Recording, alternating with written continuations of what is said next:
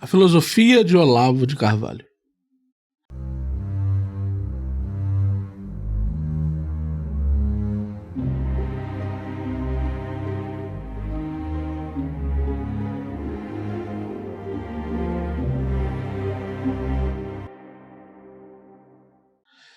Eu acho que para essa conversa acontecer, Malboro, se eu tivesse que dizer a melhor forma dela acontecer, eu acho que a gente tem que começar primeiro dizendo que o Olavo não é nenhum idiota.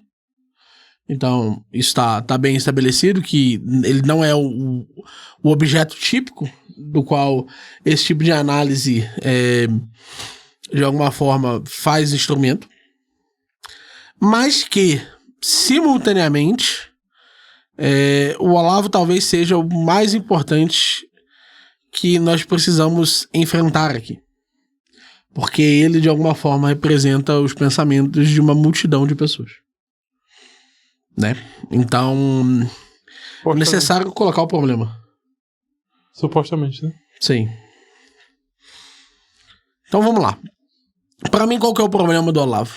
O problema do Olavo é que o Olavo não percebeu para que serve a modernidade. O problema do Olavo é que o Olavo não percebeu por que Descartes, Kant, Hegel, Marx, Nietzsche, Spinoza, Bertrand Russell, Quine, Frege e tantos outros estabeleceram correntes de pensamento novas. Leibniz já era moderno também, não? Quê? Leibniz já era moderno, não? Leibniz, sim. Leibniz, Newton.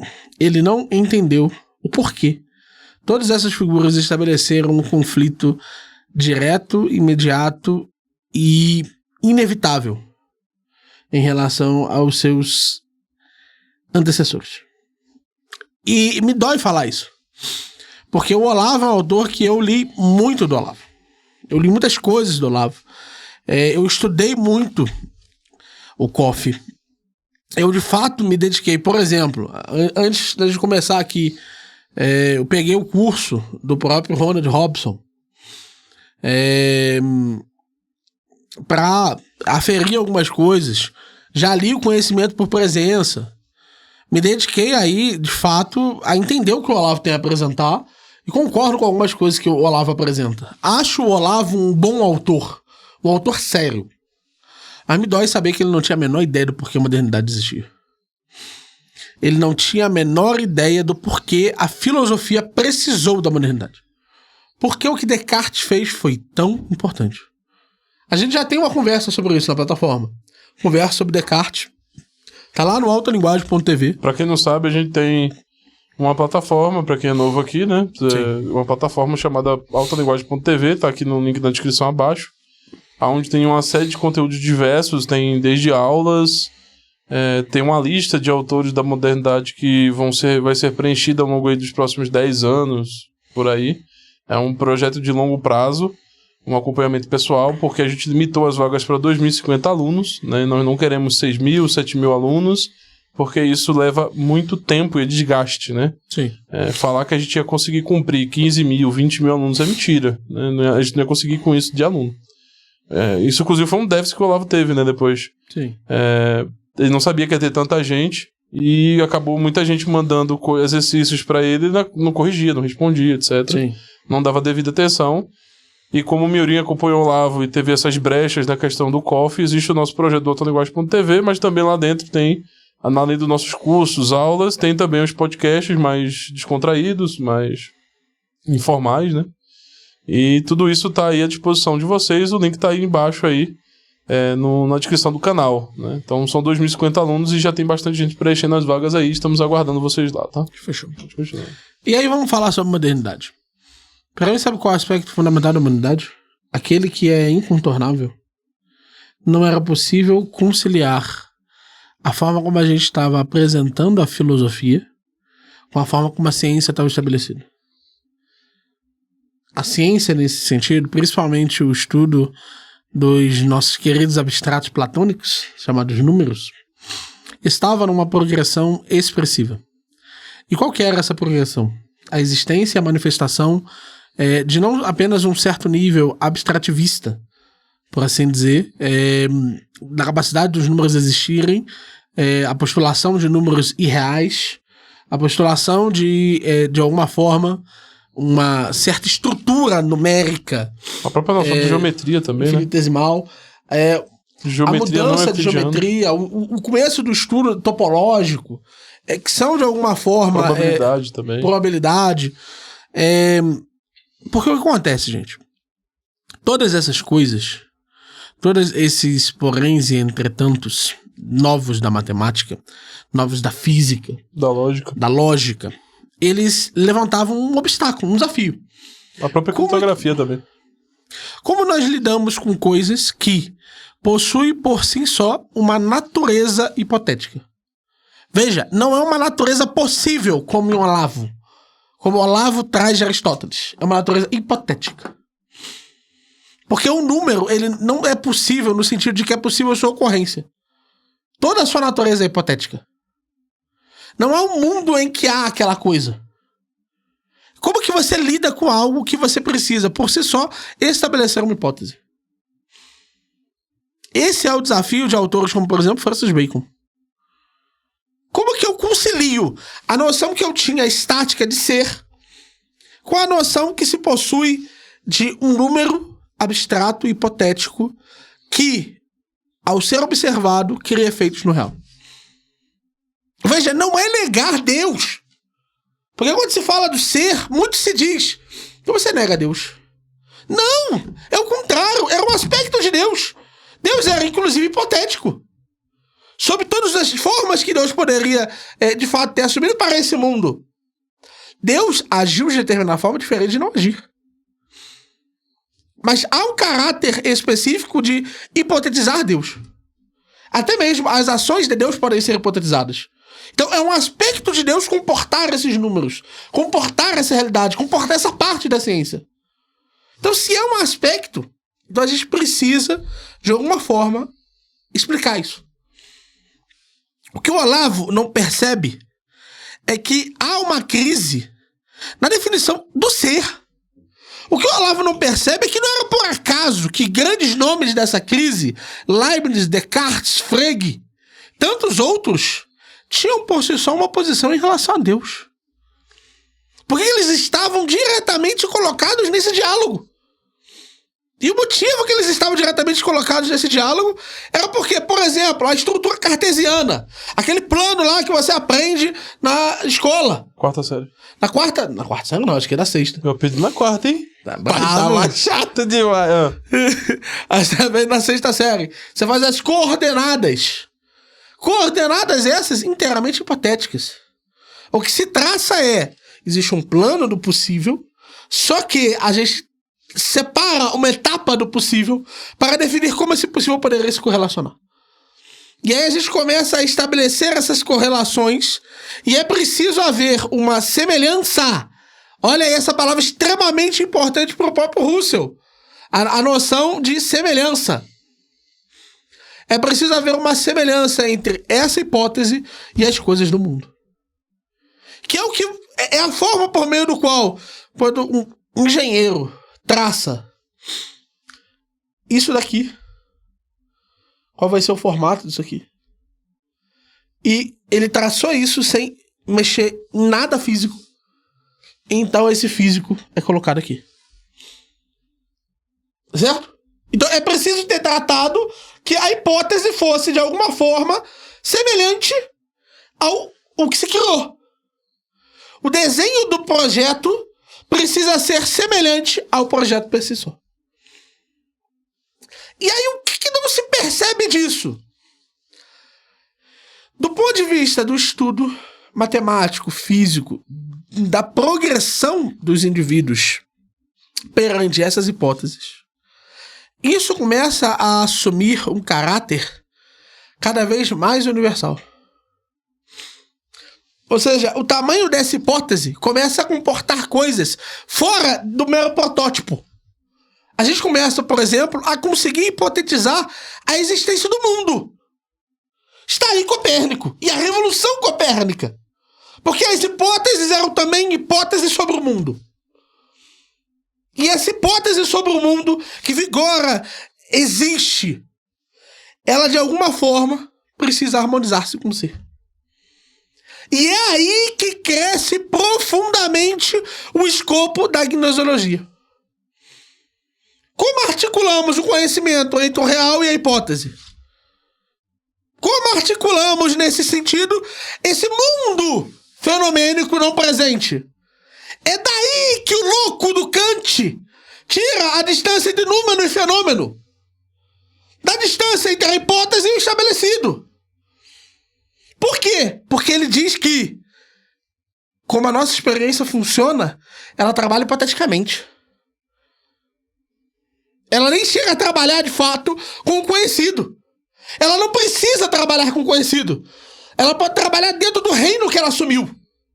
Dentro do reino que ela assumiu, do jeito que ela quiser, ela pode operar.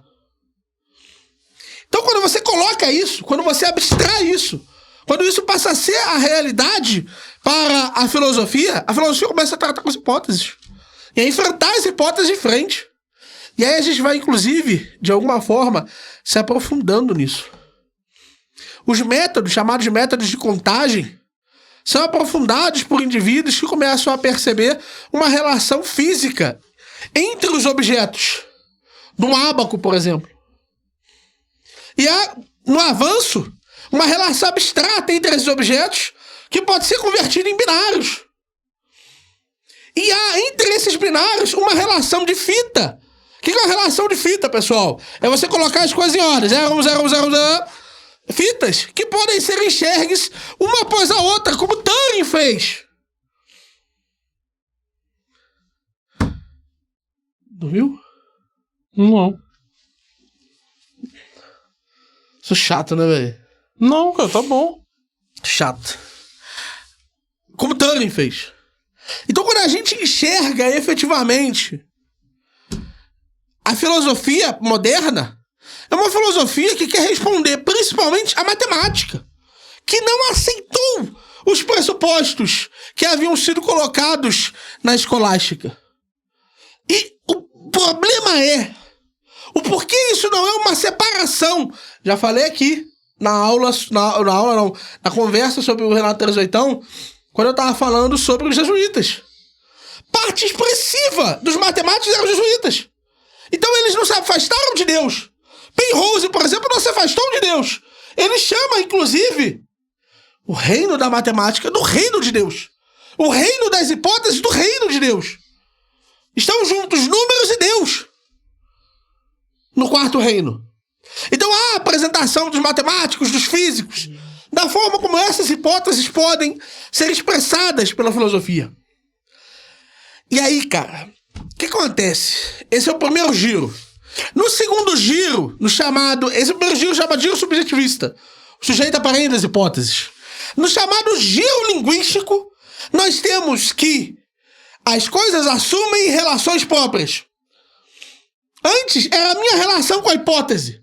Agora a gente começa a estudar, mas qual é a relação que as próprias hipóteses exercem entre si? Que as sentenças, as palavras, têm entre si. Que as visões de mundo têm entre si. Como é que eles se confluem para gerar um paradigma? É daí que vem o estruturalismo. O que é o estruturalismo? É a loucura de acreditar que você pode abstrair um sujeito. Enxergando as relações necessárias. E afirmando que as leis do mundo vêm das relações necessárias. E não o contrário, que as relações são assim porque nós compomos a linguagem. Mas há um estudo desse processo. E hoje, quando apresentada a filosofia de Olavo, quando Ronald Robson apresenta a filosofia de Olavo e diz: há uma redução do ser à gnosologia. A gnosologia do ser. Você está subtraindo papéis e funções que a epistemologia tinha. Então você está extraindo como os filósofos se mantiveram relevantes após o crescimento e a manifestação dos novos tipos matemáticos. Você está abstraindo as novas estruturas. O relativismo, ele é inteiramente incapaz de ser explicado. A relatividade geral é inteiramente incapaz de ser explicado nesses termos. A estrutura quântica, a própria resposta que o Wolfgang Smith dá é uma fuga direta dos padrões quânticos, das estruturas quânticas. Todas essas análises, todas essas apresentações são fugas de hipóteses e fugas de paradigmas que, de uma forma ou de outra, estão numa ciência que não liga para os sentimentos do que os filósofos fizeram até ali. A matemática não deixará de existir. A matemática não deixará de produzir. A física não deixará de produzir. A química não deixará de produzir. Nenhuma dessas ciências liga. Então o que a filosofia deve fazer? Deve ser capaz de aprender e abstrair esses elementos. Olavo de Carvalho, que Deus o tenha, rezo por sua alma constantemente, não foi capaz de perceber isso. Que havia uma deficiência, e veja, era uma deficiência educacional dele. Ele, por bem instruído que fosse, dizia sempre: meu irmão sabe matemática por mim. A falha de Olavo de Carvalho foi não perceber que cabe ao filósofo ser um especialista. Cabe ao filósofo saber o suficiente das outras ciências e se manter atualizado de acordo com elas. Olavo é um excelente filósofo, um fraco especialista. Por quê? Porque ele julgava a ciência nova em virtude da filosofia já pré-estabelecida, ao invés de tentar acompanhá-la. E para mim, foi isso. Esse é o cerne, o principal erro da filosofia do Olavo. E esse erro, ele, veja, quando o Olavo trata da questão da tripla intuição, ao meu ver, está certo. Noção da experiência direta, ao meu ver, está certo. O fato de que ele trata que só é possível o conhecimento através da experiência direta, que só é possível o conhecimento racional através da tripla intuição é intuição, abstração, intelecção. Nisso ele está certo. Quando ele diz, o objeto aqui que está saindo aqui, som, ouço o objeto pelo sentido. Intuo ele. Identifico que ele está vindo numa direção por um processo de abstração. E identifico que ele está vindo dali por um processo de causa e efeito, intelecção. Nesse sentido, o Olavo está certo. No sentido de que ele apresenta que há um limite para a nossa experiência, ele está certo. Que há necessidade de uma presença, é necessário enxergar efetivamente um eu constante. E o eu constante das coisas está certo. Mas no momento em que ele tenta colapsar as categorias, no momento que ele tenta efetivamente afastar-se da compreensão e do segmento que essas coisas teriam para o tratar das hipóteses, ele já não serve. Daí em diante ele precisa responder como a filosofia de Olavo de Carvalho responde às vias representativas. Como que ela responde, por exemplo, às questões do mito do dado? Existe uma parte na forma pelo qual nós conhecemos uma determinada coisa que é apenas uma representação. Essa representação, por ser parcial, por ser coisa não conhecida, ela atua para nós como conhecida fosse. Esse caráter transitório que as coisas possuem é o quê? É o conhecimento de um aspecto desse objeto? Então qual a diferença entre uma representação e um objeto per se? Caiu de novo no kantismo, volta. Entende? Você precisa, de alguma forma, comportar a linguagem filosófica atual. O que o Olavo tenta fazer, ele quer contornar toda a questão filosófica apresentada e construída no século XX, apresentada e construída na modernidade, através de uma negação dos seus princípios fundamentais. Ok, então responda a questão acerca da matemática. Responda o que fez eles irem para lá. Responda o que fez a discussão avançar dessa forma. Se não responder, então calma aí. Aí é uma treta. Aí está pressuposta a sua própria filosofia.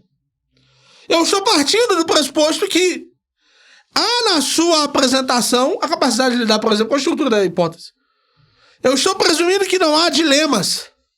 Que nós podemos retomar a isso tranquilamente. Mas, e é esse sempre o problema. Toda a discussão sobre epistemologia que o Olavo faz, o Olavo recorre à mesma coisa. Ele recorre à veracidade, à verdade, à qualificação Sentido qualificado no sentido de um atributo especial que possui o nosso testemunho, a nossa experiência direta em relação a essas coisas. Só que eu experiencio a hipótese. Todos nós experienciamos a hipótese. A hipótese é parte de como nós entendemos a coisa. Porque é parte do frame que nós queremos da coisa. Baseado na hipótese que você tem, por exemplo, se eu dissesse pra você que esses dois vieram juntos, que eles são combo, baseado nesse aspecto, você passará a enxergar o ser disso e o ser disso aqui como algo composto. Você falará do ser disso aqui. Não é a separação física que constitui isso. Porque, afinal, entre essa parte de baixo e a parte do dedão, há uma separação física. Ah, mas eles estão juntos. Não seja por isso.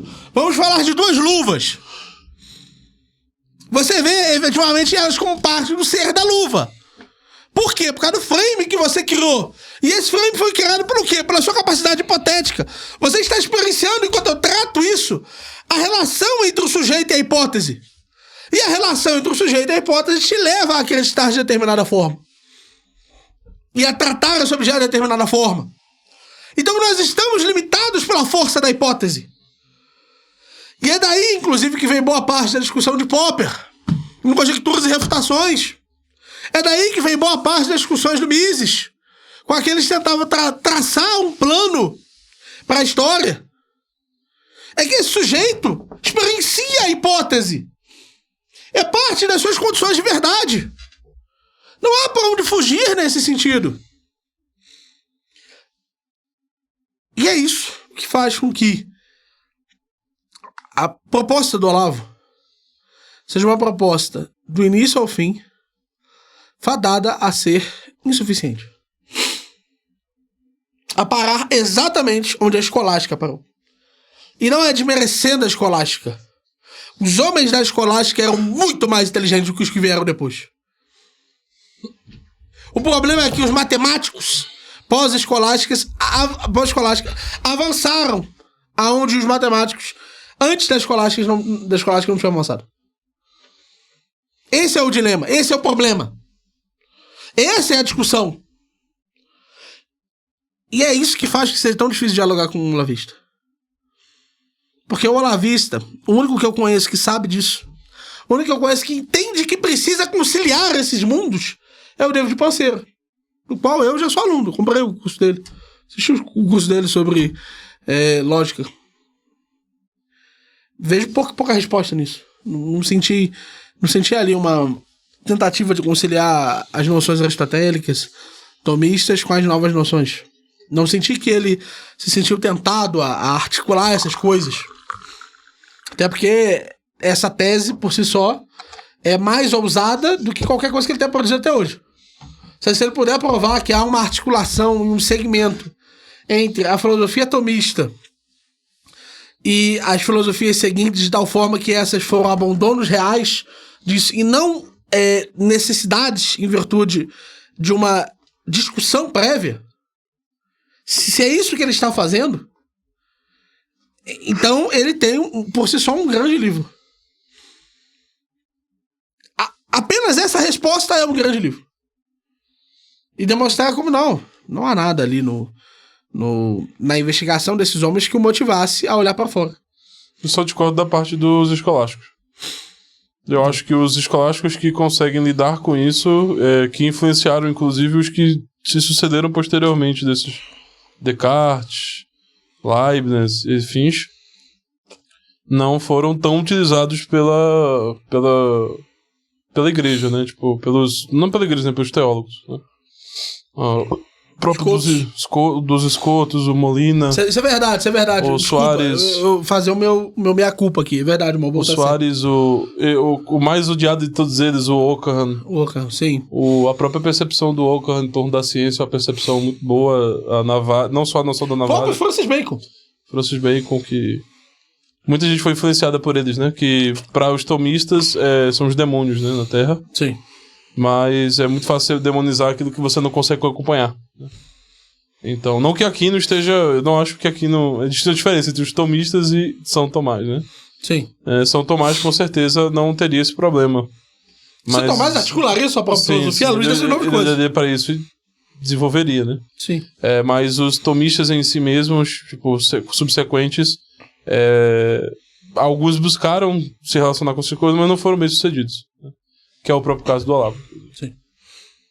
Não é fácil lidar com essas coisas. Não é fácil. Ainda mais quando você não estuda essas coisas, né? Não tem como você lidar com física quântica sem saber matemática e sem saber física. Não tem como você lidar com lógica paraconsistente sem saber lógica, matemática, tá ligado? Tipo, não tem fuga aí, você vai ter que aprender todas essas coisas. Sim. O suficiente pra articular elas. E é difícil mesmo. Faz todo sentido. Principalmente a paraconsistência, né? A paraconsistência, ela é um desafio para a definição, né? De si. Quântica é... A quântica também. 2 grandes desafios para... A neurociência é um desafio muito grande, né? Tipo, sim. E não vejo nenhum deles hoje... Deve ter alguém, né? Obviamente, um americano, sei lá. Mas os brasileiros, principalmente, eu não vejo nenhuma tentativa de articulação desses conceitos mais... Esses primores da neurociência, por exemplo. Que são complexos por demasiado, tá ligado? Não vejo hoje ninguém tentando lidar com isso. Sim. Porque é um ambiente... Até porque os que sabem muito tomismo... O caso, por exemplo, do Olavo. Ele morreu, ele tava velho. Então, tipo... Sim. Quando você tem 60 anos de idade pra você aprender uma área como, por exemplo, matemática, é muito difícil, tá ligado? Sim. Você já tá velho pra aprender isso. Tipo, você consegue, óbvio, mas tem que ter um esforço absurdo, assim. Não vai fazer mais nada da vida. Sim. E eu acho que... E ele fez tudo menos só fazer isso. Sim, e o interessante é que o pessoal que segue o Olavo, né, os alunos do Olavo, não tentam dar continuidade, eles estão tentando entender o Olavo ainda. Estão tentando... Porque o Olavo deu essa jornada pra eles, né? Não, você tem que ter esse pessoal todo aqui. E aí tá lendo o Olavo, tá tendo que voltar lá atrás pra ler o pessoal lá de trás, e o pessoal tá aqui na frente, andando pra frente, tá? Não tem como você ir pro fim da fila e achar que vai chegar primeiro que o outro cara lá, tá? É de fato uma corrida, porque quando você tá no âmbito do discurso, né, do conhecimento da filosofia, né? Você tem que trazer coisas, né? Você tem que estar compreendendo, você tem que estar participando do que está sendo trazido. Né? Hoje eu não sei qual é, por exemplo, a discussão, eu não sei qual é a posição, por exemplo, do Ronald Robson sobre os neurotubos, por exemplo. O que é isso? Ele sabe? Talvez ele saiba o que é, mas ele está investigando, ele está entendendo isso. Ele está articulando isso, porque o Olavo não estava articulando. Na época do Olavo, o Tino já estava se apresentando. Por exemplo, toda a discussão que a Sabine acaba fazendo... A própria ideia de um superdeterminismo, cara, tem muitas coisas que as pessoas precisam articular hoje filosoficamente. E me parece que você começar rejeitando todos esses pressupostos e aí você tem que aprendê-los quase como um faz de conta, é muito difícil. Você vai ter que reaprender também, por exemplo, a discussão sobre free will, tá? Eu não acho que ninguém hoje que foi aluno do Olavo tá nessa discussão do free will, a mais atual possível, tá ligado? Sim. Por exemplo, como é que eles explicam a IA, né? O que é IA pra esse pessoal, né? É possível a IA ter consciência ou não? O que é algo no ser não computacional, né? O que é algo não computacional? Eles não sabem, tipo... Eu nunca vi o Olavo, por exemplo... Apesar que o Mário, por exemplo, fez isso. Que era uma postura diferente do Olavo, né? É porque... O Mário acreditava em atualização. O oposto, nesse caso. O Mário acreditava em atualização. O Mário, ele tinha uma visão muito pictórica. Por causa disso, ele acabou se aproximando muito da matemática. Não, mas ele copiava todas as ciências, né? Sim. Ele acreditava que a filosofia tinha um trabalho... Como era a universalidade do discurso, do conhecimento... Sim. Você tinha que participar dos avanços científicos constantemente. Mas, infelizmente, para ele não pôde acompanhar tão de próximo boa parte das grandes invenções que farão esse change, né? Então, antes dele morrer, ele chegou a ver o Schrödinger, né? Ele ficou puto com o Schrödinger, né? Com algumas descobertas do Schrödinger e algumas afirmações do Schrödinger. Mas, por exemplo, eu não vejo nenhum desse pessoal, e é mais antigo, por exemplo, eu nunca vi o Olavo, de fato, se debruçando sobre Schrödinger, tá ligado? Sobre a noção de essência do Schrödinger. Sim. Schrödinger, sei lá. Não vi ele se debruçando sobre isso. Não sei se esse pessoal sabe que hoje um dos discursos mais fortes dentro da academia, por exemplo, o discurso da ciência é a favorável à essência, um essencialismo, né? Que eles acham que não, né? Tem um certo discurso que é sobre a escola brasileira, e se universaliza para a escola mundial da descoberta, do mundo do discurso da descoberta, do conhecimento, tá ligado? Então eu não sei se eles sabem, não sei como é que eles lidam com essa noção de essência. Uma essência que está mais no âmbito, essa relação entre matéria e espírito, né? e tá na matéria, é possível de ser visto essa noção da essência, tá ligado? Desenvolvido isso. E eu não sei como é que eles lidam com essa noção. Né? Como isso impacta a sua tese, como é que isso impacta a sua forma de compreensão, Sim. como é que isso impacta o que você diz como ontologia, né?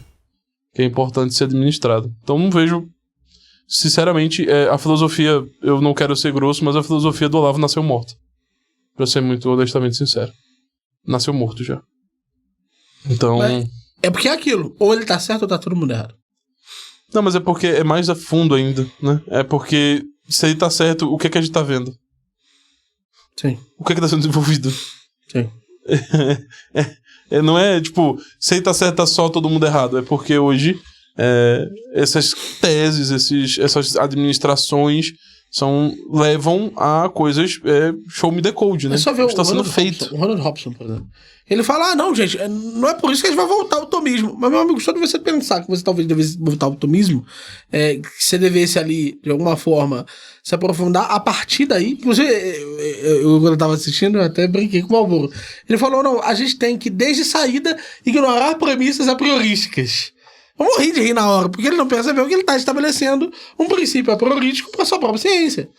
E que ele está, de alguma forma, subestabelecendo as medidas e as concretudes. Acho que o buraco é um pouco mais que ele baixo. observa. Acho que o buraco é um pouco mais baixo. Eu usei a minha frase. Tá. Ele está colocando essas concretudes que ele estabeleceu como sendo algo que toda a retomada, todo o processo de retomada dessas novas compreensões são retomadas a priori falsas. É isso que ele não percebeu. É afirmar que não há conhecimento sendo construído neles. Porque eles partem de um ponto de partida errado. Só que isso é muito mais elevado, muito mais profundo do ponto de vista do compromisso ontológico do que eles deveriam postular para defender do que todo o resto. É mais ousado que a tese mais ousada que eu conheço. Eu não conheço nenhuma tese postulada por um filósofo analítico que tenha, de uma forma ou de outra, dito que todo o resto da filosofia deve deixar de existir para que eu esteja certo. Conhece? Não. Talvez o marxismo. O problema é que, tipo, pra mim é um pouco mais simples e um pouco mais embaixo pra eles, tá ligado? Quando você tá se propondo uma nova ciência, tem que se fazer uma pergunta. O que tá te impedindo? Vai, irmão, vai, corre! Faz, velho. Faz, chama um pessoal, corre atrás de cientista, apresenta a tua tese, experimenta, faz. Ninguém tá te impedindo. Ninguém tá te impedindo. Essa sua nova ciência é porque ela não floresceu ainda, porque não aconteceu ainda. Esse vai ser, não, mas eu não vou fazer isso porque não faz diferença. Calma aí, pô. Porque os caras que fizeram filosofia, eles fizeram filosofia pra se relacionar com a ciência, porque fazia diferença. Isso fez diferença pra caralho. O que o Frege desenvolveu fez diferença pra caralho na física. O que o Russell desenvolveu fez diferença pra caralho na física. Todos esses homens que, de uma forma ou de outra, continuaram desenvolvendo suas ideias, fizeram uma diferença expressiva na física, na matemática. Não, mas é porque não faz sentido você dizer que não faz diferença quando você acredita que naquele cara lá, o Wolfsbane, como é o nome dele? Que fala que ideias têm consequências. Ah, não, Weaver. Ideias têm consequências. O Olavo acreditava muito nisso. Tipo, é óbvio, ideias têm consequências. Sim. Isso importa. Sim. Isso é o cerne do... É pra não virar um idealista, né? Tipo, Sim, mas sim. tanto faz o que eu tô pensando aqui. A pergunta é por que você não tá fazendo. A pergunta é por que não estão fazendo. Sim. Porque no final do dia, cara, o Elon Musk, qualquer bilionário aí, ele vai botar dinheiro no que funciona, no que traz impacto. E se você de fato tá fazendo filosofia, você tá falando sobre coisas que têm existência, tá ligado? Sim. E não me parece que ninguém dessas pessoas, geralmente que trazem teses sobre novas ciências, de novos comportamentos, novos métodos, está disposto o suficiente a fazer nova ciência. O Descartes, por exemplo, ele fazia ciência. Né? O Descartes, ele matava cachorro pra ver se tinha alma. Né? Pesava pra ver se tinha alma. Ele exercia esses atos, tá ligado? É muito comum você ver esses caras, o Schrödinger, o Leibniz, todo mundo tá tentando colocar suas coisas em prática, tá ligado? E eu acho que hoje tá mais difícil porque hoje tem muito mais tecnologia. Hoje tem muito mais dinheiro em jogo. Hoje tem muito interesse em jogo. Sim. Hoje você consegue entrar e viralizar, entrar em contato com pessoas que na época do Leibniz ele não conseguia. O que me leva à segunda crítica ao Olavo. Essa eu acho que muito contundente. o Olavo, o motivo pelo qual as pessoas não vão fazer isso é porque o Olavo misturava a prática da filosofia com a salvação. Como ele tratava o método confessional, é como se fazer filosofia fosse um exercício por si só de aproximação de Deus. Então, quando essas pessoas estão fazendo isso, elas vão sempre articular esses motivos com os motivos da própria salvação dela. É porque eu preciso cuidar da minha família, sabe? Como se essas duas coisas fossem rivais uma das outras. Ou como se elas tivessem que concorrer necessariamente uma para outra. Como se o conhecimento não pudesse ser um bem desarticulado da sua própria salvação por si só. E veja, não estou dizendo que negue a sua salvação, mas que não é porque você vai se salvar que você irá efetivamente fazer isso. Ele falava muito do conhecimento desinteressado, do conhecimento liberal, mas ele não percebia que ele mesmo criou uma nova articulação. E essa nova articulação gera por si só uma série de problemas novos. Uma série de atitudes filosóficas que os seus alunos terão diante das coisas. É um momento quase de apagamento. Porque a salvação é sempre individual. Então eles não sentem o ímpeto da pesquisa. É só ver quantas obras eles publicaram. Eu publiquei mais obras do que a soma deles, provavelmente. Dos alunos que foram formados pelo Olavo, facilmente. Em termos de tradução e afins, facilmente. Não, mas teve a editora deles. Não, como é isso? Isso é eles publicando de outros autores. Entende? Mas é a Campagnolo. Calma aí, pô. A Campagnolo escreveu um livro sobre feminismo. É um livro de divulgação. Ela não apareceu ideia nova. Alguma.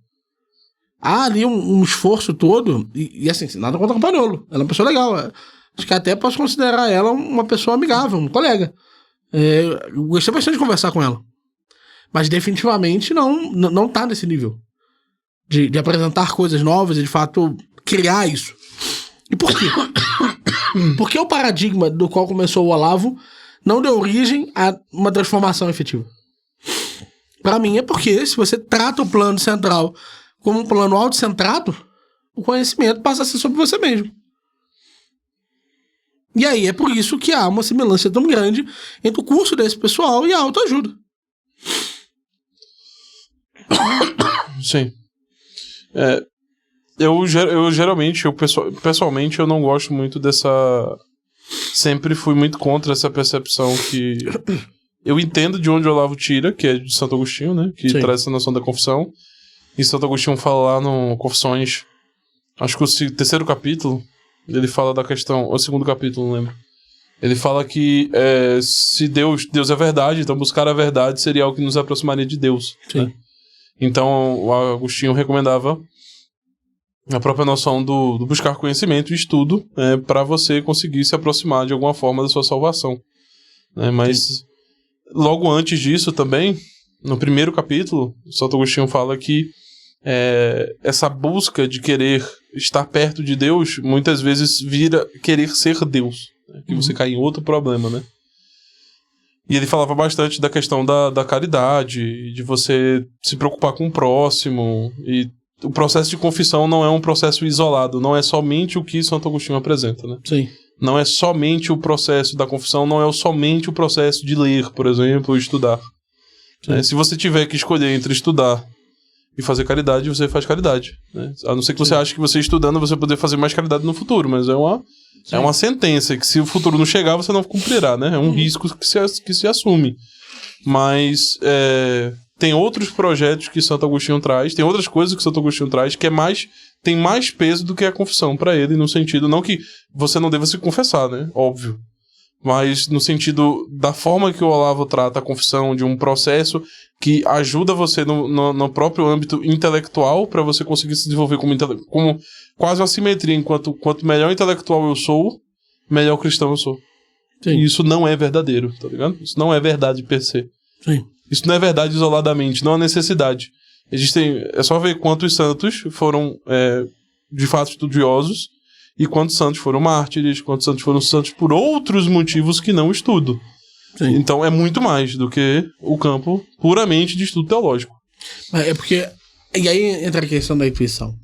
a forma como ele trata a intuição, como a intuição é a intuição da realidade, esses homens, eles estavam, de alguma forma, mais próximos da verdade, no sentido completo do que todos. Não, tudo bem, mas é porque... A forma como ele colapsa as categorias, o conhecimento no próprio ser, o mero conhecimento sobre o ser é conhecimento do todo. Entende? Sim, eu entendo que é de colapse, isso daí, não tem problema nenhum. Mas é muito claro, por exemplo, a perspectiva do Olavo de que a confissão, o processo confessional, principalmente o processo interno, seu confessional, mesmo que você não vá, você só vá confessar na igreja uma vez por semana. Mas o processo de estudo é um processo de confissão ao mesmo tempo. Sim, mas... Quando ele trata... Eu concordo contigo nisso, mas o que eu tô dizendo é que o motivo pelo qual... Na verdade, eu não discordei de você. Não, eu tô dizendo que o motivo pelo qual ele acredita nisso, ele trata as coisas dessa forma, é justamente porque ele trata como se o processo ontológico, a busca ontológica, a busca sobre esses atributos do ser, fosse a resposta máxima. E quando você responde corretamente Deus, e você fala diretamente com Deus... Essa parte elevada sua responde Deus. Quando Deus se coloca, então você já chegou no máximo do conhecimento. Entende? Então é por isso que ele acaba fazendo isso. Ele acaba fazendo isso porque a própria forma que ele coloca as coisas no tabuleiro já responde isso. Só que o problema nós vivemos em um mundo em que um dos aspectos de Deus é que Deus poderia não ter feito dessa forma. Deus é soberano nesse sentido. A soberania de Deus é infinita. Deus fez isso porque quis. Deus fez e poderia não ter feito. Deus não está preso, Deus é livre. Nós estamos presos. Deus é livre. Então as contingências da própria reflexão de Deus nos levam às hipóteses. E cada uma dessas hipóteses, daquilo que nós chamamos do conhecimento livre de Deus, cada uma dessas hipóteses se apresenta como um atributo do ser. Então, a resposta do Olavo é uma resposta incorreta. Você estuda Molina, por exemplo, você vê ali que ele diferencia o conhecimento médio, que é onde o ser está efetivamente bem estabelecido, do conhecimento livre. E esse conhecimento livre é onde há o espaço para a hipótese. E é o espaço onde a epistemologia está estabelecida. Isso não significa ir contra o conhecimento médio. Significa conhecer esses elementos livres. Significa entender aquilo que poderia e poderia não ter sido. As coisas que Deus fez e poderia não ter feito. Mesmo que seja através de nós. Mesmo que seja através da nossa ação livre. Então, há aqui, no estudo do conhecimento médio, o conhecimento dos atributos de Deus. Do ser, a ontologia completa. E há aqui no conhecimento livre o estudo da epistemologia. E é sobre a epistemologia, a área diversa da área do conhecimento médio, que o homem está discutindo. E nós entendemos isso. Pode ser que, e aí é uma resposta que o Olavo acredita que dá. Ele acredita que foi feita essa descida até o conhecimento livre antes de, seja lá o que seja, para ele zerar esse conhecimento médio. Tratar todas essas hipóteses. Não foi feita uma descida em termos de mesmos ramos. Como se disso tivesse que derivar dedutivamente isso daqui. Mas aí, ele precisa reconstituir isso dedutivamente. Entende? Ele que precisa constituir isso dedutivamente. Ele não pode forçar a história da filosofia tendo feito assim. Por exemplo, é preciso ler Hume e entender qual que era a questão de Hume com a indução. Qual que era o dilema de Hume com a indução? Aquele método que havia se estabelecido até ali. Como que Popper daí passa a discutir o processo indutivo? O homem moderno é um homem com tantas dúvidas sobre tudo. Porque esse homem, ele entende que a natureza de Deus está lá. Só que ainda assim eu preciso postular sobre as coisas aqui. Então em Deus eu encontro a causa e o efeito. Em mim eu encontro a causa e o efeito. A causa e o efeito existem em mim. Livremente.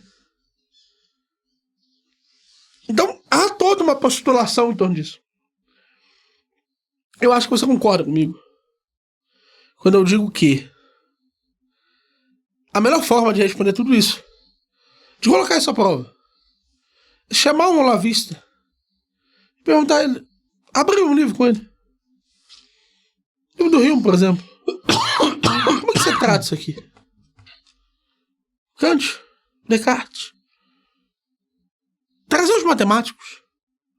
Como é que você responde isso aqui? Porque o Olavo gostava muito do Leibniz, eu também gosto muito do Leibniz. Mas ele não reconhece que o Leibniz fez o que fez motivado por um conjunto de perguntas que o Olavo não pôs para si mesmo. E o que eu queria fazer com os olavistas é, se você tivesse com as mesmas perguntas que eles estavam sobre a natureza das coisas, sobre a natureza livre das coisas, sei que você não teria dado uma resposta muito mais burra do que o Hume. Entende? Aceitando tudo que veio depois. Aceitando todos os dilemas de sua época. E aí, eles sentam no auge da filosofia tomista e dizem: haha! Vem ali, vocês estão redescobrindo tudo! Porque eles não desceram até o local das hipóteses para ver como era inóspito o local das hipóteses, para ver como o local das hipóteses é respondido, inclusive, usando o próprio Deus, através de uma visão cartesiana. E como é difícil subir a partir dali. Mesmo que todos esses olhassem para cá e dissessem: oh! Todos esses olhassem para cá e reconhecessem o que eles fizeram. Reconhecessem como eles postularam o ser. E ainda assim precisando lidar com todas as coisas livres e contingentes. Precisando lidar com a sua articulação. E como foi através da matemática, que era simultaneamente divina, era simultaneamente bela, era simultaneamente capaz de expressar a ordem das coisas, como todas essas coisas eram certas, que veio toda essa inquietação sobre as hipóteses. E é por isso, Malboro, você me perguntou há anos atrás, por que você considera que Tomás de Aquino é ultrapassado? Eu falei não só do Aquino, eu falei de toda a escolástica, você lembra? É isso o que me incomodava. Quando eu conheci o nosso amigo, que é um amigo comum, que gosta muito dessas questões, eu descobri que não era assim. Eu descobri que não era verdade isso. E é por isso que eu aceitei prontamente a sua correção. Porque eu percebi como muitos desses homens, eles estavam nessa linha reta. Eles estavam olhando, opa, calma aí. A minha atitude aqui precisa ser, isso aqui tá descoberto, isso aqui tá feito. O que não tá feito ainda? O que a gente precisa cobrir? E essa atitude eu não vejo em nenhum dos olavistas. Então, mas o problema é porque esses que eu citei, eles se consideravam tomistas. Entende? A separação ocorreu depois, tá ligado? Sim. Depois de muito tempo se fez uma distinção. Principalmente no Ockham. Dos Scots, por exemplo. Dos Scots se consideravam tomistas. Sim. Os escotistas que começaram a ter problemas com tomistas, tá ligado? Sim. Mas escotos, internamente, não tinha problema nenhum com São Tomás. Sim. O Beato, lá da Escócia, não tinha problema nenhum com São Tomás. Ele acreditava, inclusive, que ele estava continuando o pensamento de São Tomás. Molina acreditava que era tomista. Sim. Ockham acreditava que era tomista, porque não tinha outra coisa sendo ensinada. Era São Tomás de Aquino, tá ligado? Sim. Todos eles se consideravam tomistas. Agora, o pessoal franciscano, o pessoal que seguia Ockham, tinha um problema com o pessoal tomista e o tomista com o pessoal que seguia Ockham. E assim sucessivamente. Mas são uma miríade de interpretações que posterior a esses autores que se criou isso daí. O Mário Ferreira, por exemplo, fala aqui. Ele fala, segundo ele, eu não sei se eu concordo muito não, mas ele fala assim, ele fala que todo autor é fácil. Que o problema surge a partir da sua saga, das suas escolas, tá ligado? Ele fala, por exemplo, Hegel não é difícil. Difícil se tornou Hegel após os hegelianos surgirem. Porque junto com os hegelianos vêm as traduções dos hegelianos e surgindo supostos novos conceitos, novas formas de traduzir, palavras novas, e aí sim começa a problemática em torno dos autores. Começa a se enfatizar muito profundamente uma determinada expressão. Sim, começa a se segregacionar, regredindo de direita, regredindo de esquerda. Meu Deus, o DK quase formou uma escola! Sim. Só que de cara foi mais difícil, só fez 2 obras, né? Mas tem todas essas linhas, né? Kantiano tem de tudo. Tem kantiano atomista, tem kantiano materialista, tem kantiano cientificista, tem tudo. Mas o Mário Ferreira fala que todos os autores, em sua primazia nas suas obras ali, são fáceis. Tá ligado? Porque todos eles estão tratando do mesmo objeto. Não é possível você ler 50 autores que estão falando a mesma coisa que a realidade e os 50 serem difíceis porque os 50 estão tratando da mesma coisa. Tá ligado? E aí, tipo, e aí eu vejo, e o porquê eu tô falando disso, que é obviamente com o anterior, porque todos esses homens se tratavam como tomistas. Sim. Dos Scotos se tratava como tomista e decidiu assumir a continuidade do pensamento de São Tomás. Uhum. Scotus, Molina se acreditava tomista, acreditava que estava cumprindo uma área que São Tomás não tratou devidamente. Sim. E todos eles acreditavam isso. Só que os determinados que se chamavam de tomistas diziam que aqueles não eram tomistas. E aí começa a separação, tá ligado? Mas eu realmente acredito que esses grandes nomes, Soares, Molina, dos Scotus, Ockham, uma porrada de gente, todos eles de fato seguiam São Tomás de Aquino, tá ligado? Mas nenhum desses novistas está disposto a dizer, opa, calma aí então. Então quer dizer que não acabou o mundo após a morte de Tomás de Aquino e eu preciso continuar estudando o que veio depois? Mas o problema é que ele tá lendo Olavo. O Olavo não é meio primo do São Tomás. Tá bem distante. Mas entenda, o que eles fazem é que eles estudam os autores que de uma forma ou de outra seguem na linha. São Tomás é uma linha próxima, o mais próximo possível. Mas é porque esse pessoal precisa entender que não existe essa linha. Essa linha não é... Mas o Olavo traçava ele mesmo essa linha. Não, mas é em Lavelle, em Russell. Mas é porque, tipo, o problema é que, por exemplo, Lavelle. O que Lavelle tem a ver com São Tomás? Aí o Olavo vai fazer ele mesmo vai tentar adequar. É tipo o Zizek fazendo a carta roubada de Lacan e Hegel. Sim. Tá ligado? Tipo, cara, você tá tão distante. O Olavo de Carvalho tava tão distante de Aquino quanto eu. Sim. Quanto outras pessoas. Dos Scotos estava muito mais próximo de São Tomás do que Olavo jamais estará. Inclusive o próprio Olavo diz que, 2 pontos, naquela época a faculdade funcionava porque aqueles homens que estavam dentro do aspecto da igreja e que seguiam a igreja tinham algo maior a se comprometer e, portanto, estavam mais próximos da verdade no sentido daquilo que estava sendo apresentado dos autores anteriores. Sim. Porque eles estavam seguindo uma tradição. Ele gostava. Não, ele gostava, mas, por exemplo, Ockham nem a pau. Não gostava. Não gostava. E ele não entendeu por que o Ockham fez tanta daquelas coisas. Cara, a gente precisa começar a discutir essas coisas. Por que esses caras quebram a tradição também? Cara, porque pra eles a idade moderna é um obstáculo, cara, é um desafio pra eles. Por que o Ockham fez algo que parece idiota? Por que o nominalismo existe? Sendo que isso parece ser a quebra da população realista. Chamaram aquilo que o Ockham fazia de nominalismo. Sim, mas quando você estuda o porquê que ele estava tratando com essas coisas, você diz, opa, não, calma aí. O que o Ockham queria tratar era como era possível estabelecer no ser uma série de atributos nominativos que descreviam e representavam sua essência. Se esse é o caso, se havia uma série de atributos nominativos que nós deveríamos aprender, era possível continuar estabelecendo uma essência, mesmo quando a gente tinha divergência em relação a 2 objetos. Da divergência de 2 objetos, e isso eu li, tá errado, eu li num livro chamado A Navalha de Ockham. Uma tradução do português de um livro americano. Cara, eu descobri que tem muito livro de franciscano falando de Ockham. Então. Pra caralho. Eu li um livro de um analítico falando de Ockham. Sim, mas ele comenta isso. É porque tem muito franciscano hoje atual, tem uma linha muito grande, uma tradição de pessoas que discutem e tratam Ockham em manuais, e discutem e deixam ele mais próximo possível hoje da ciência, etc., dos franciscanos que são extremamente atuais. O problema é que as pessoas, no geral, principalmente no Brasil, não se preocupam em ir atrás disso, tá ligado? Mas o que o Ockham quer fazer, só pra terminar o raciocínio, o que o Ockham quer fazer é objeto A, objeto B, tá ligado? Como que eu sei qual é a verdadeira natureza do objeto A e do objeto B? Olhando. Estabelecendo o menor número possível de pressupostos sobre esse objeto. Com o menor for o conjunto de pressupostos nominativos sobre esse objeto, atributos que são apenas nomes desse objeto, mais próximo de toda coisa. Então, o menor conjunto de nomes é a expressão da essência. Então, há um conjunto de nomes que expressa a essência. Daí deriva-se o nominalismo.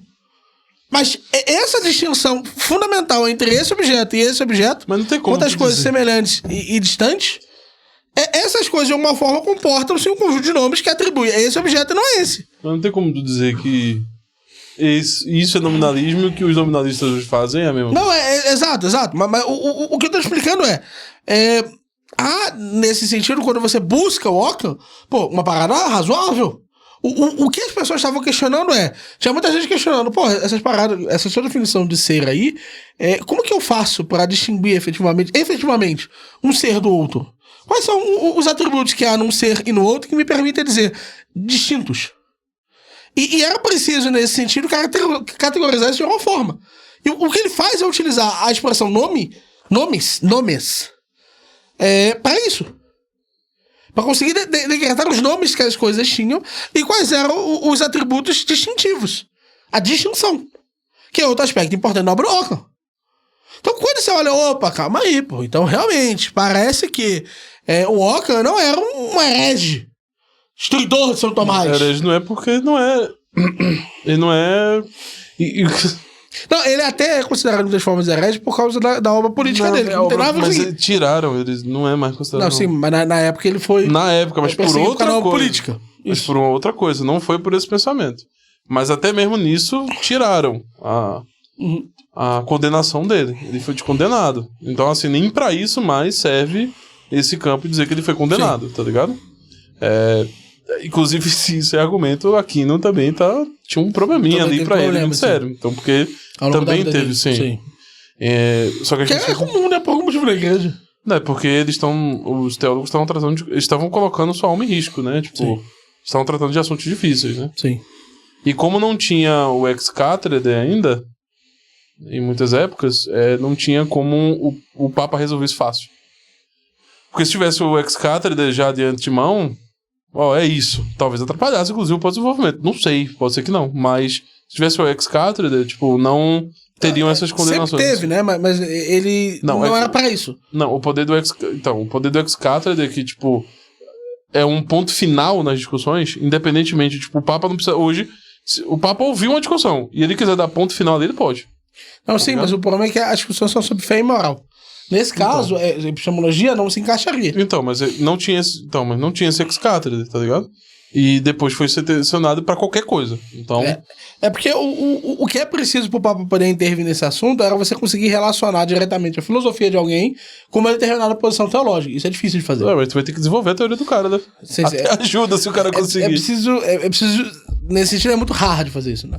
Mas conseguir até ajuda. Mesmo pra condenação é difícil. Até ajuda, porque tu vai ter que desenvolver a tese do cara. Sim, exato. Vamos ver. Viver as conclusões a qual uma determinada epistemologia poderia chegar... O que o Molina fez com o Banhas, né? Sim. Apesar de ser difícil, ele fez. Sim. Ele fez todo um projeto específico pra isso. Condenado. Então, isso aqui é condenado, ó. Se vocês quiserem condenar, não, esse capa aqui. E mesmo assim não foi condenado. Sim, né? Então é uma parada difícil, é uma parada realmente difícil de elaborar. Mas toda a discussão vem em torno disso. O Olavo de Carvalho criou alunos que de uma forma ou de outra têm uma atitude perante a discussão científica ruim. E assim, busquem a salvação, tá? Não é isso que eu tô querendo dizer. Eu tô querendo só explicar que é preciso ter uma atitude de um pesquisador, uma atitude de alguém que se dispõe a ser um filósofo. E para ser um filósofo, hoje a gente articula com os outros conhecimentos. Não, isso. Dá com uma certa buscar salvação até mesmo sem isso. Sim, exato. Sem filosofia nenhuma. Exato. Com absoluta certeza. E, por outro lado, há a noção de que o Olavo, nesse sentido, constrói sua filosofia sobre bases que, para nós, a alta linguagem, são bases ultrapassadas. Você pode discordar, só argumentar. Não, exato. Existe uma discussão sobre isso. É diferente de 3/8. 3/8 ali eu categorizei e ali eu espero uma prova em sentido contrário. Nesse caso em específico, é como nós vemos a questão. É porque nós não seremos alunos de Olavo. É porque eu posso gostar do que o Olavo fazia. Cara, eu fiquei muito triste quando o Olavo morreu. Mas eu morri minha testemunha. Eu fiquei muito triste quando ela morreu, muito triste. Pra mim acabou o meu dia e era um dia de alegria. Era o dia da nossa mudança. A gente tava... Quando a gente recebeu a notícia, eu tava dormindo no chão. Porque era o dia que a gente tava mudando. Eu não conseguia ficar triste com dormir no chão. Eu não consegui dormir direito. Eu fiquei só, tipo, caralho, o Olavo morreu, velho. Então, foi uma parada muito triste pra mim, tá ligado? Todo mundo rezou por ele. A gente fez o possível. Tipo, nesse sentido, pra respeitar o momento. A gente mesmo não falou do Olavo durante muito tempo. E eu aprendi muito com o Olavo. Só que é preciso colocar o pingo nos is. A visão que a alta linguagem possui da vida não é a visão que o Olavo possuía. A nossa visão é uma visão que parte de um paradigma moderno. Parte de um paradigma contemporâneo. Os autores da formação que a gente colocou, cara, dos 330, 200 são de 1900 pra cá. Autores que eu e o Malboro, em grande parte, partilhamos. Então não é o que a gente trata, não é como a gente trata a questão. O próprio Aquino, temos uma consideração e um respeito enorme por Tomás de Aquino. Não tem como ser um Tomás de Aquino. Santo Tomás de Aquino. Onde que tem santo? E ainda assim a gente precisa dizer, não, cara, olha só, a gente tá vendo, a gente tá enxergando isso. A gente enxerga essas outras postulações e como isso, de alguma forma, faz parte da alta linguagem. E é por isso que a alta linguagem é tão diferente dos alunos que o Olavo compôs. Porque a alta linguagem é aberta a todas essas novas formulações. A alta linguagem é aberta à era moderna, a alta linguagem é aberta à era contemporânea, a alta linguagem tá aí. Da aberta antiga também, não tem problema não. Exato! Pra ouvir a antiga, mas eles não estão abertos. Sim. Ao que vem daí em diante. Só quando esse algo de alguma forma retoma o antigo, né? E aí, cara, você que tá ouvindo, você decide. No final dos contos, cara, eu acho que essa abordagem tomista, ela por ser uma abordagem voltada ao ser, por tratar de todo um vocabulário de alta potência, por ser ali baseado em estruturas formais e sígnicas muito fortes que Aristóteles trazia, por ser muito próximo da minha fé, por ser muito próximo de muitas dessas questões que estão colocadas, cara, eu prefiro ela. Eu acho que ela é muito melhor. Eu não acho que há nos novos autores a sabedoria de um Tomás de Aquino. Eu acho que houve uma decadência do Ocidente. Cara, se você coloca todas essas coisas, como você coloca como se, cara, eu gosto de enxergar o mundo até a cristandade. Então, até o final da cristandade. Quando a cristandade acabou, quando houve efetivamente... Não existe mais igreja, né? Muitos tratam dessa forma. Mas quando a cristandade acabou de alguma forma, é aí que, de fato, o mundo degringola, e aí eu acho que, cara, é um direito seu. E eu não considerarei você um mau filósofo. Porque esses homens, dos raciocínios deles, derivam-se coisas boas. Derivam-se coisas reais. Embora você vá me considerar um mau filósofo. O cara que tá do outro lado, ele vai me considerar um mau filósofo. O cara que tá do outro lado, ele vai dizer, cara, esse gordo aí é um lixo, um bosta. Tu viu o que ele falou do Olavo? Falou que o Olavo tá errado. Tu viu que o Olavo não tem razão, né, velho? Tu viu? Ele falou que o Olavo tá errado. Não, Olavo! Chama ele de tudo, meio de errado. Então eu acho que é muito essa questão de, cara, aqueles que quiserem vir conosco por uma formação integral, que é o que a gente tem a oferecer, entra na plataforma aí embaixo. O link tá aí na descrição. E a gente vai fazer mais 3 aulas sobre outros aspectos dentro do que o Olavo nos trouxe que a gente discorda. Eu vou colocar aqui para mim, pro Malboro, a questão do poder do Estado para ele. Olavo, a gente vai discutir as apresentações de poder. Vou discutir um pouco a noção das camadas da personalidade. A gente vai discutir isso aqui, que eu acho que é uma questão muito vital. E eu vou discutir um pouquinho, e eu acho que é a última parte, a questão da guerra cultural. Então a gente vai ter essas aulas aí em diante, que de uma forma ou de outra vão compor aí. E se você assinar a plataforma hoje, você vai ter acesso a todas essas aulas hoje. Ou amanhã. Ou amanhã. Tá tarde agora, né? A gente vai fazer uma live ainda. Mas tá gravando. Mas de madrugada vai estar postado. Você vai ter acesso o mais rápido possível em todas essas aulas aí, como já tem a do 38ão. Já estão todos disponíveis lá na plataforma. Quem tem a plataforma... Quem tem a plataforma já assistiu os 4 episódios lá do 38ão. E você ainda não assistiu, então você não sabe o que aconteceu.